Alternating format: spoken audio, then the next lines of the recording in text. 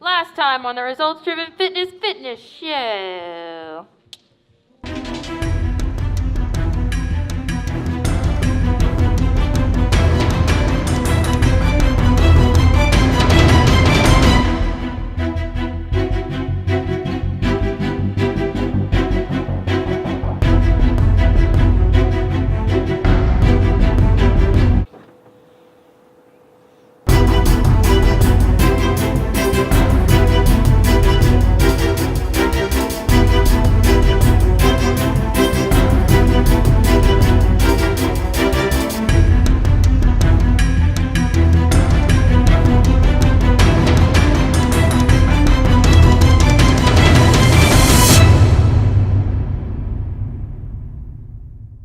Program. Welcome back, everybody. This is the Results Driven Fitness Show. On this week's episode, we're talking about nutrition. We just finished our Spring Super U program and an interesting question came up. Do you have to choose between muscle gain and fat loss? We're here to answer that question. After that, we are addressing an exercise you've done since you were in diapers. Can you think of what it is? It's crawling. This is episode 25. No big deal, just 18 weeks of episodes. Let's get started. Yeah.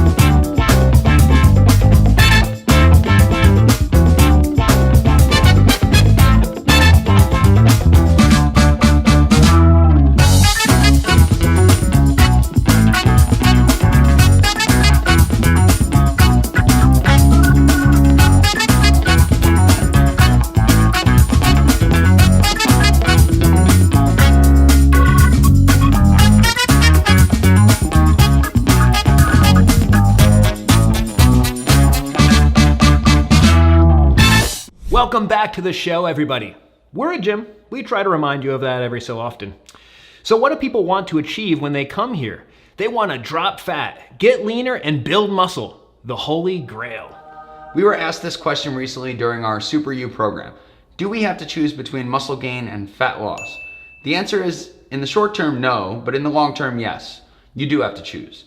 The fact is you can't maximize both at the same time. In short bursts, it is possible to do both at the same time.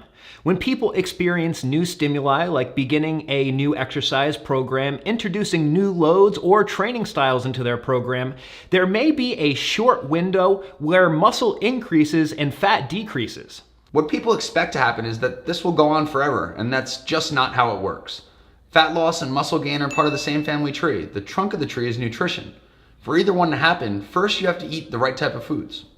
Also, if you're not following our prerequisite habits of eating slowly, stopping at 80% full, and then eating every 2 to 4 hours, stop watching now. Pretty please, start there. Once you own those habits, we can start to talk about more specific strategies for fat loss and muscle gain. The difference between fat loss and muscle gain comes from the amount of food you eat and the timing. Here are some recommendations for muscle gain, fat loss, and training. If you understand the difference between fat loss and muscle gain, you'll make more efficient progress towards your goals. First, we'll address fat loss and muscle gain. Now, before we start, it's important to note that this is a very simplified version of these concepts. General health, hormones, sleep, hydration, and stress all play a role in your ability to either lose fat or gain muscle. For fat loss, we need to make sure we're eating frequently, stopping at 80% full, and managing our carbohydrates. Although we need to be in a caloric deficit to lose fat, starving ourselves is not the way to make progress.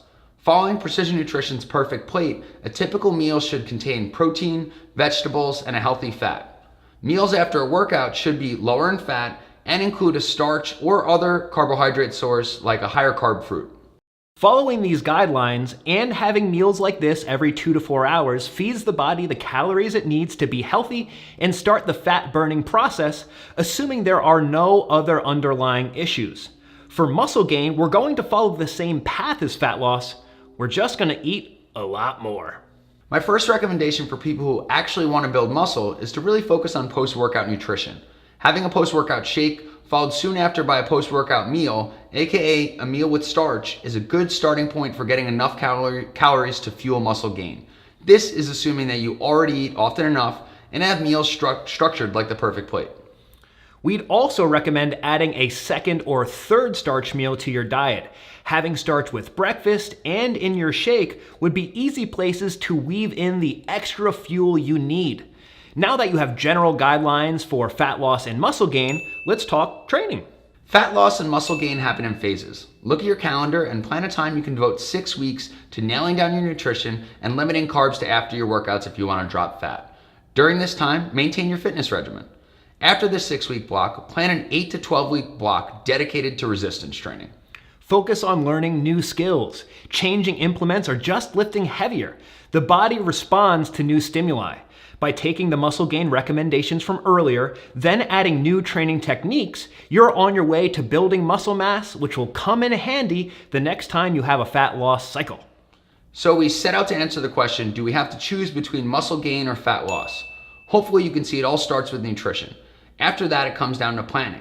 If these are goals you truly care about, plan your 6-week fat loss blocks and 12-week strength blocks and get after it. When you feel lost or frustrated, talk to a coach. At Results Driven, we're all about the fundamentals.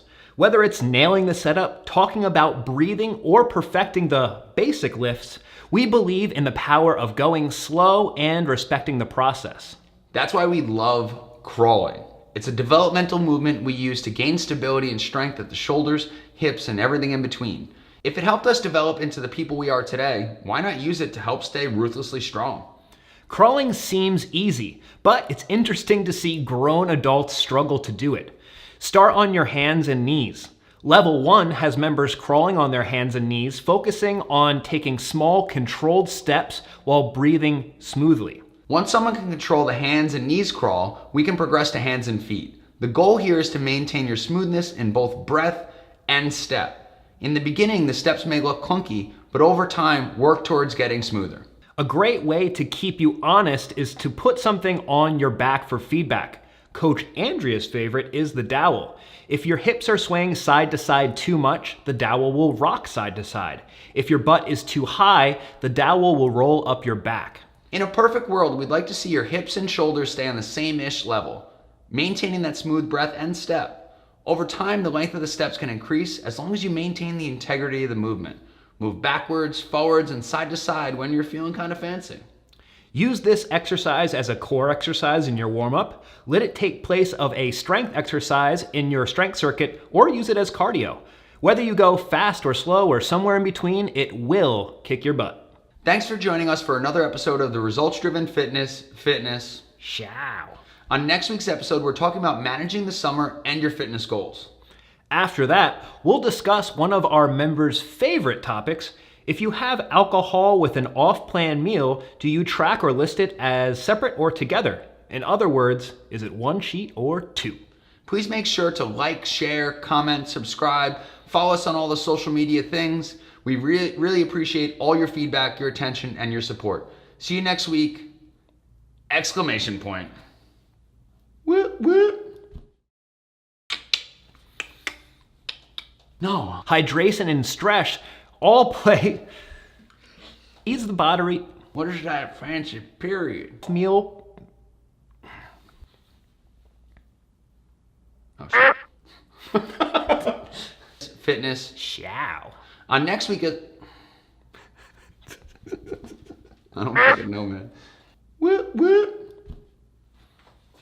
All right. That's a new record.